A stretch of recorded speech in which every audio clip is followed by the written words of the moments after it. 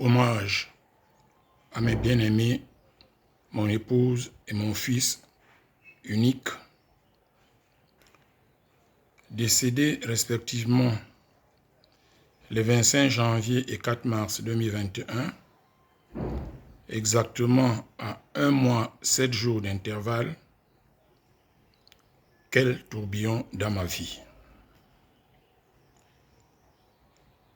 Dans l'ambulance, partant de l'hôpital, la Quintille de Douala pour le centre des maladies respiratoires à Bonanjo,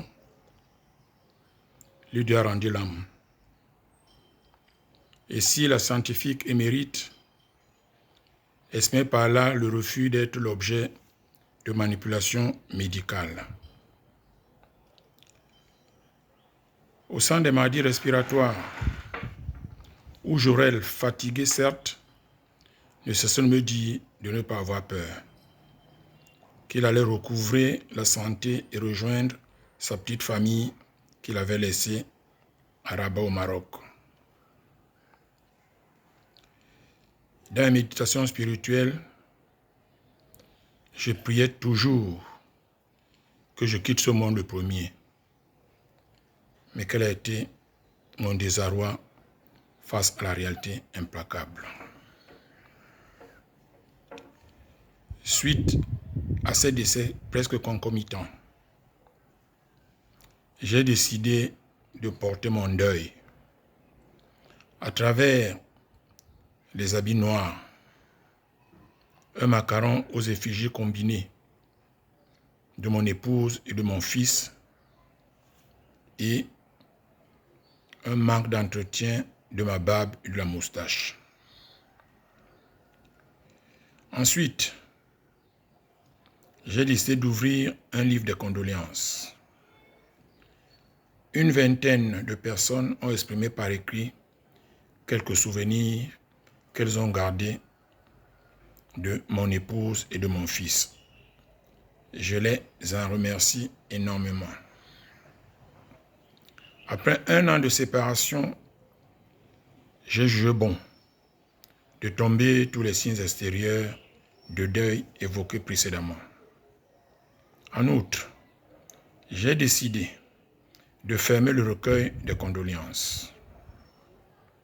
J'avoue qu'il est très difficile pour un mari et un père d'écrire dans le registre de condoléances dédié à son épouse et à son fils unique. Je voudrais exprimer mes hommages comme suit. Lydie, la scientifique éperdument amoureuse. Nous avons cheminé pendant 48 ans, dont 40 ans de mariage. Merci pour tout et surtout de m'avoir supporté. Lydie, la microbiologiste cordon bleu, tu as fait de moi un mari au palais très fin. Grâce à toi, je me suis approprié une terminologie culinaire et nutritionnelle, à l'instar de, je cite, les qualités organoleptiques d'un aliment, fin de citation.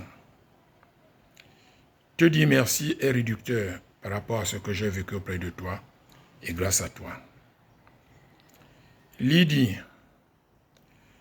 le professeur, qui a préféré garder silence face à certains événements de la vie. J'ai compris que ton attitude n'était pas le mutisme, mais plutôt un outil pour la préservation de ton équilibre d'une part et de ton environnement d'autre part. J'en tire un enseignement pour le restant de mes jours. Jorel, un esprit vif. Dès l'âge de 9 ans, tu as commencé à t'intéresser à tes origines ethniques. En 2000, où Laurence a quitté le Cameroun pour la France, et moi, devant partir de Douala pour Yaoundé dans le cadre professionnel, tu m'avais beaucoup embarrassé par ta question « Que vais-je devenir ?» Merci mon fils pour être devenu ce que tu as été. Jorel, un leader au bon cœur. Je me souviens que tu étais en classe de seconde au collège Liberman. Et c'est toi qui étais l'organisateur du bal de fin d'année des élèves de classe de terminale. Que dire de ton assistance, et particulièrement financière, à tous les nécessiteux que tu as rencontrés au cours de ton voyage terrestre? Tu as été un homme au grand cœur. Tu as fait tienne la pensée de Saint-Exupéry. Je cite, « On ne voit mieux qu'avec le cœur. » Il faut être sensible pour voir. Jorel, un visionnaire reconnu comme tel. Que de projets en cours d'étude au moment où tu as été arraché à la vie. Je voudrais clore provisoirement mes hommages en disant qu'hier vous étiez matière et âme dans l'univers visible.